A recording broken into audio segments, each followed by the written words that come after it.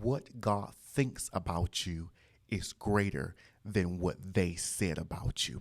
Oftentimes in life, we focus on what they said about you, what they written about you, what they tweeted about you, what they whispered in boardrooms about you. But the truth of the matter is what God thinks about you is very important. The Bible says in Jeremiah 29:11, it says, "For I know the thoughts and the plans that I think towards you, thoughts of peace and not of evil, to give you a hope and a future." And oftentimes in life, we focus on what was said. We focus on what was tweeted. We focus on what was text to one another. But the truth of the matter is that when you understand what God thinks about you, you will put value into it, because God says, "I made you fearfully and wonderfully made." God says, "You are my handiwork." God says, "You are a chosen generation, a royal priesthood, a holy nation, a peculiar people who I have called out of darkness and into the marvelous light." Because God thinks great thoughts towards you, you've got to ignore what the enemy said. You've got to ignore what they tried to put in your ear,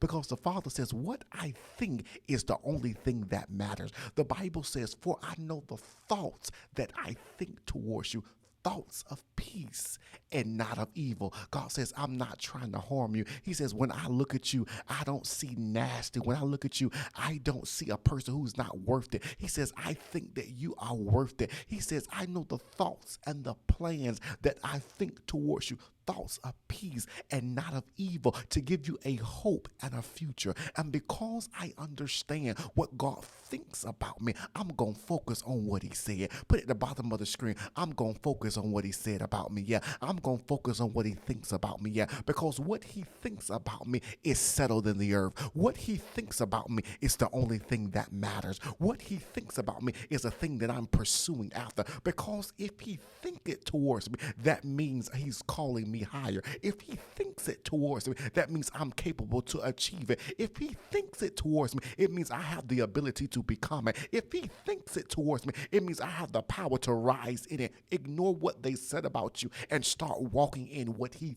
thinks about you. Because God says, "What is man